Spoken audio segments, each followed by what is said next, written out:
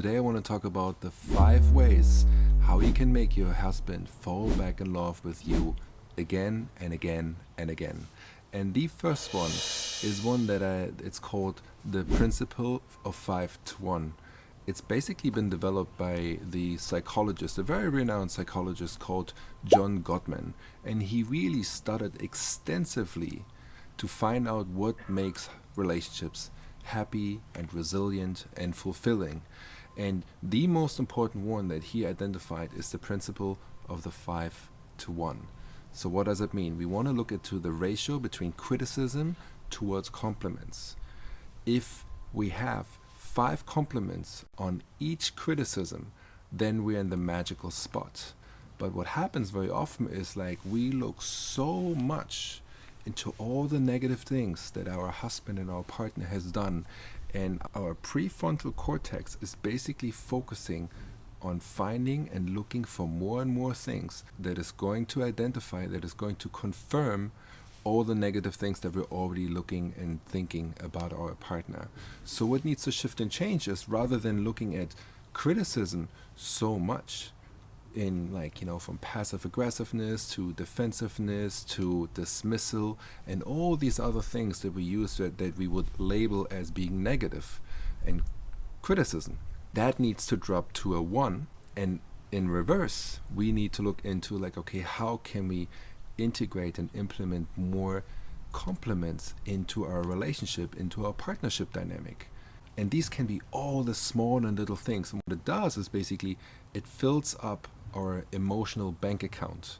Because if we have a bunch of positive things, positive feedback, positive reaffirmation from our partner, then if one criticism comes our way, it doesn't bother us so much. And actually we can engage in it in a much, much different way, because we feel like actually this partner is not just looking for each and every little thing where we feel like we're doing everything wrong, but no, actually our partner acknowledges a lot all the positive and the beautiful things about us. And therefore, if something comes along and expressed in the right way, then it's not going to bother us. It's actually something that we would lean in so much more, unless it's the other way around. It's almost like it's a reverse emotional withdrawal that we can do.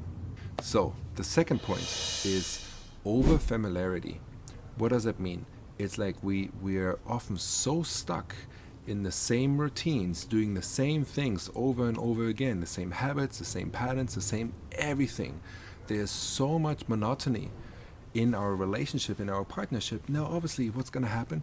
It's going to get so boring. And if you compare that state to the one when you met someone, when you started dating someone, when you fell in love with someone, there's so much mystery, so much spontaneity, so much adventure, so much excitement in everything that we do.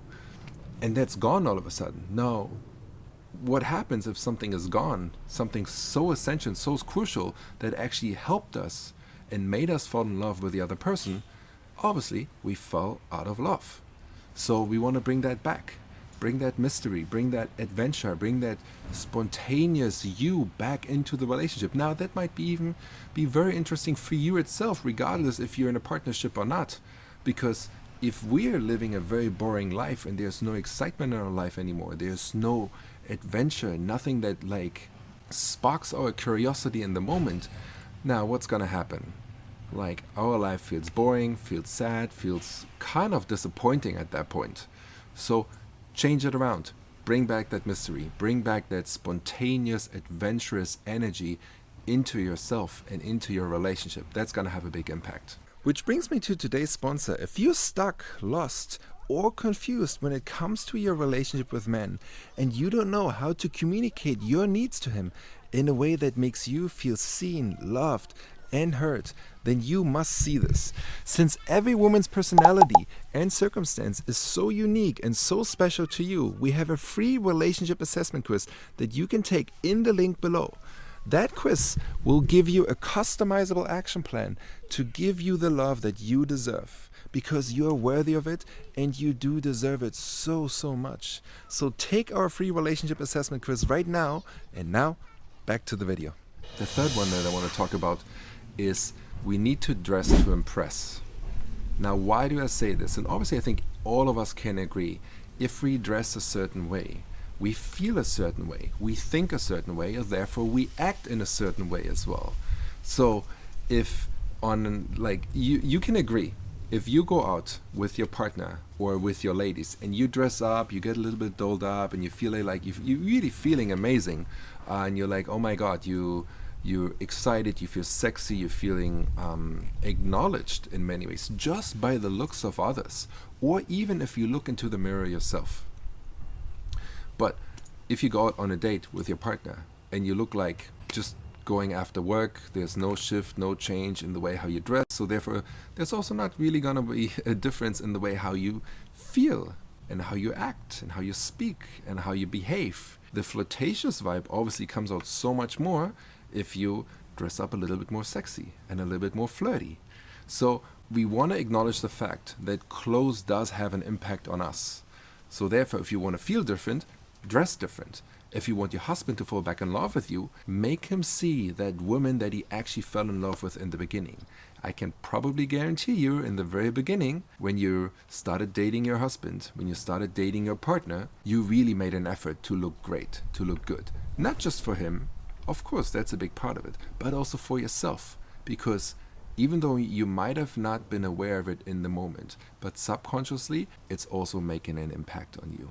The fourth one is a little bit more of a confronting one, because it's very, very important to take ownership and take responsibility, because at the end of the day, every relationship is a tango, and you cannot dance a tango all on your own. Two people are involved. It's you and it's your partner. So what happens if you blame and shame and put all the responsibility, all the ownership basically on your partner, that he is the problem, he hasn't done this, he hasn't done that, but he does this, XYZ, all the things that you don't like, then you basically avoiding looking into the mirror and realizing, well, wait a second, if we're two here, if we want to be a team, but all I'm looking at is everything that he's done wrong and he still does wrong, and I'm never ever gonna take any responsibility how I have contributed to the situation that the two of us are in, how do you expect anything to change? You need to take responsibility, you need to take ownership how you have played your part and your role in everything that has happened in your life and everything that you find right now in your life, in your partnership. So move away from the blame and shame game and go back into taking personal responsibility, taking ownership, finding out and identifying where you could have done a better job, where you could have done things in a different way in order to positively impact the relationship. Because if you're just pointing the finger at him, if you're just pointing the finger at XYZ and all the external circumstances, and you're never pointing the finger at yourself, it's going to be really, really hard for you to step into a new relationship and have your husband falling back in love with you. So, and the fifth point is, yes, we need to fill up our own cup. Self-improvement leads to self-confidence. So if you're doing things for yourself, maybe going to the gym, the typical things, or any other thing where you feel okay, there's some self-care, you're starting to engage in things that are good for your heart, that are good for your soul, then what's going to happen is you are building self-confidence. That self-confidence is very, very attractive. That self-confidence, that you stepping back into your own power, feeling full, is going to make a difference in the way how he's going to look at you. Is going to make a difference how you look at yourself. Also, what's going to happen is your emotional balance is going to change. The way how this is also going to help you if you're going to fill up your cup and do the things that you love, that you care for, that you care about.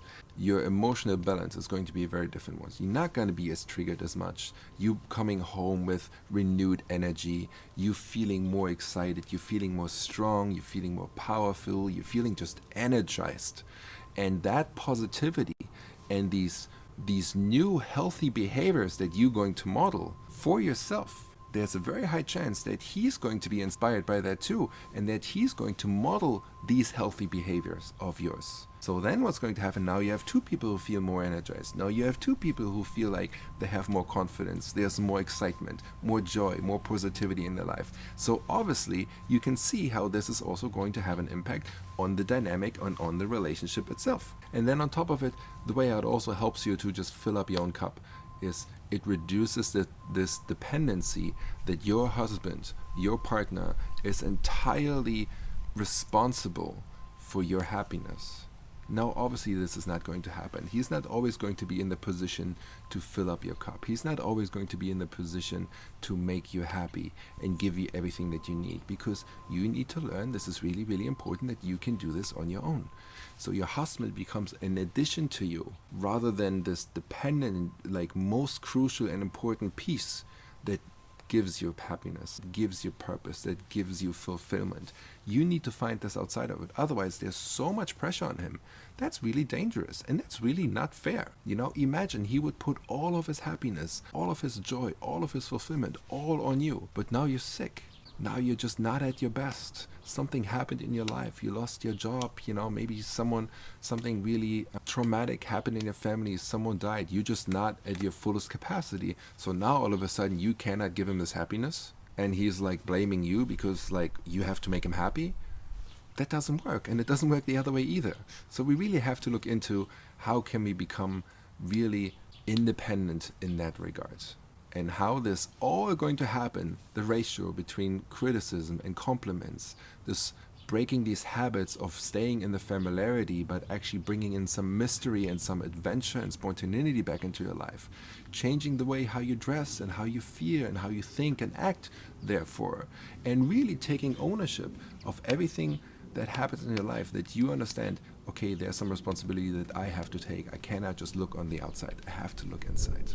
And once I do all of these things and combine that with like filling up your own cup, finding your own happiness and your own joy, regardless of what happens with your partner, if you do all of these things, then it's definitely going to help you to rekindle interest, to bring attraction and this flirtatious spark and attention between the two of you back into the relationship. And that's exactly how your man is going to fall in love with you again.